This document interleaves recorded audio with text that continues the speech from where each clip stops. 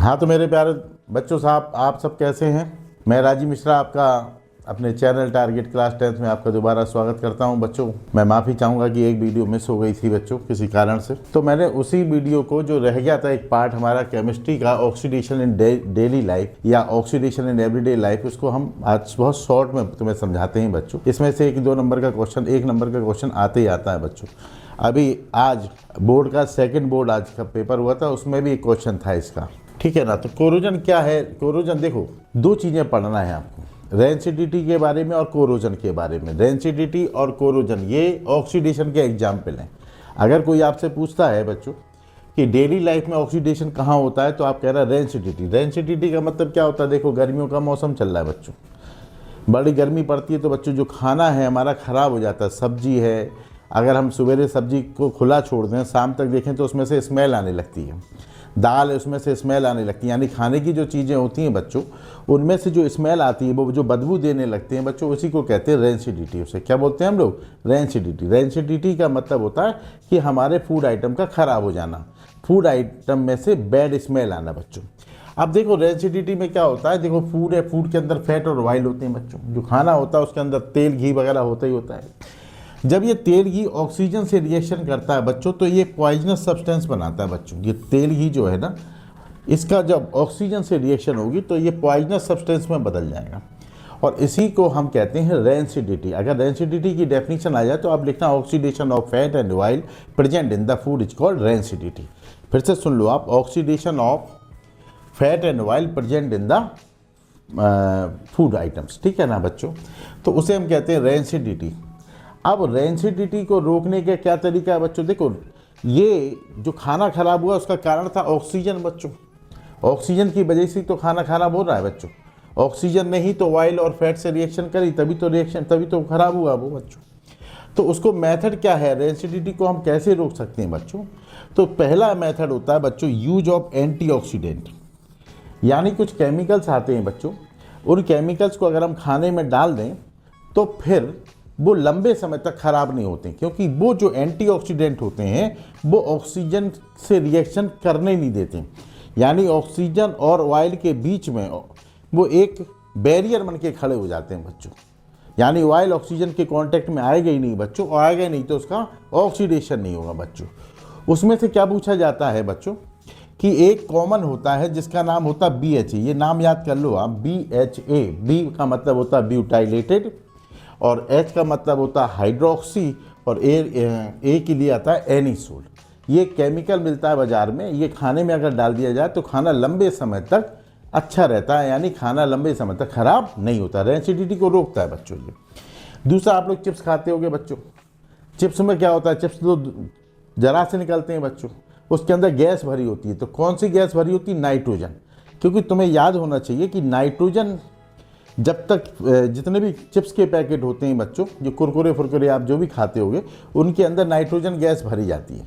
Nitrogen gas क्या करती है? ऑक्सीडेशन नहीं होने देती। ऑक्सीडेशन के लिए ऑक्सीजन गैस चाहिए बच्चों। तो ऑक्सीजन गैस की जगह पर हमने नाइट्रोजन गैस भर दी। तो नाइट्रोजन गैस को अगर हम पैकेट में भर दें तो बच्चों तो भी वो लंबे समय तक फ्रेश रहती है। तो अगर आपसे कोई पूछा जाए कि चिप्स के पैकेट में कौन सी गैस होती है, तो आप कहना नाइट्रोजन गैस होती है सर। नाइट्रोजन गैस क्यों होती है? क्योंकि ये ऑक्सीडेशन नहीं होने देती। ये फूड के अंदर जो ऑयल है, जो फैट्स हैं, उनका ऑक्सीडेशन नहीं होने देती बच्चों।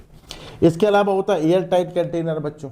अगर हम ऐसे बर्तन, ऐसी जगह खाना रखते हैं एयर टाइट है बच्चों, जहाँ बाहर की हवा अंदर नहीं आ रही, तो जब अंदर ऑक्सीजन, तो अगर कंटेनर है बच्चों और कंटेनर के अंदर तो लिमिटेड ऑक्सीजन होगी ना, और बाहर से तो एयर टाइट है, तो बाहर से तो कोई ऑक्सीजन आ नहीं रही बच्चों, तो इसके अंदर ऑक्सीडेशन बहुत स्लो होगा तो, क्योंकि थोड़ी बहुत तो ऑक्सीजन है ही ना अंदर, तो बहुत स्लो होगा ऑक्सीडेशन, और बहुत स्लो होगा ऑक्सीडेशन तो ये लंबे समय तक खराब नहीं होगा। तो फूड आइटम्स को अगर हम एयर टाइट कंटेनर में रखते हैं बच्चों, तो भी वो लंबे समय तक खराब नहीं होते बच्चों।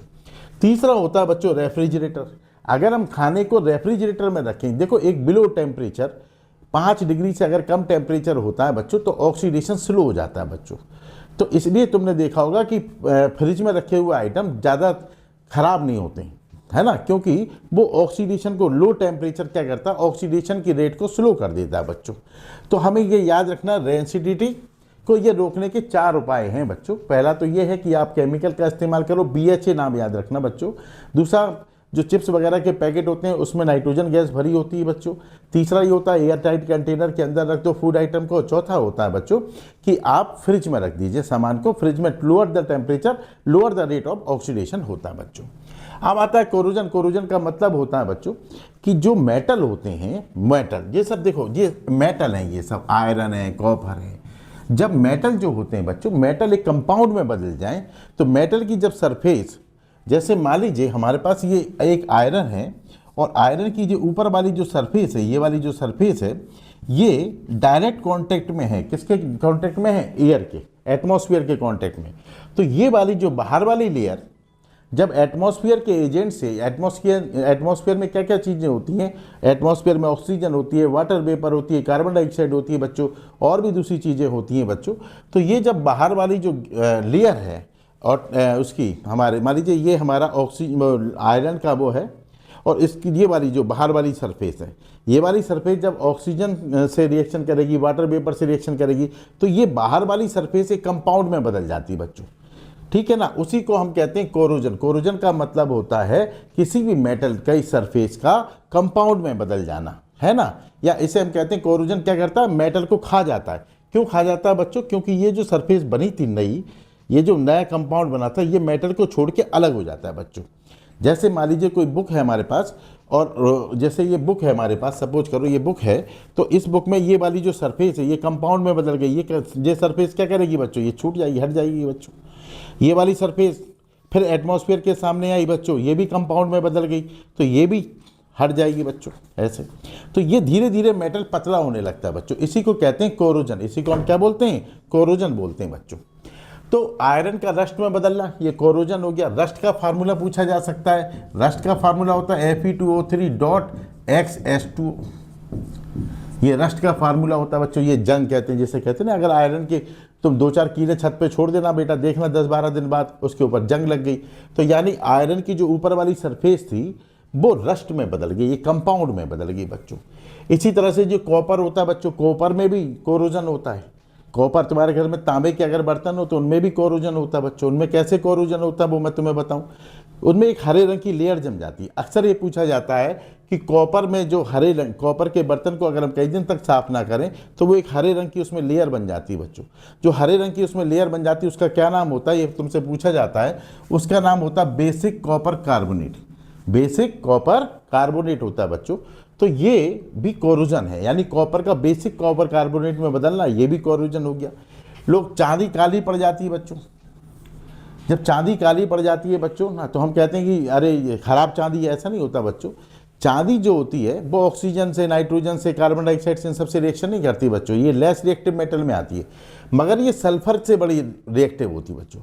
अगर हमारे एटमॉस्फेयर में हाइड्रोजन सल्फाइड यानी सल्फर के कंपाउंड हैं तो बच्चों चांदी उनसे रिएक्शन करके सिल्वर सल्फाइड में बदल जाती है। जो चांदी में कालापन आता है वो सिल्वर सल्फाइड की वजह से आता है बच्चों। तो ये भी एक कोरोजन हो गया बच्चों। ठीक है ना? अब कोरोजन को रोकने के क्या है उपाय हैं बच्चों? ज़्यादातर चीज़ें तो लोहे की बनी होती हैं, तो उनको रोकने के लिए हम ऑयल या ग्रीस लगा देते हैं। तुम्हारे घर में अगर लोहे की कोई चीज़ होगी उसके ऊपर आप ऑयल लगा दो, ग्रीस लगा दो बच्चों।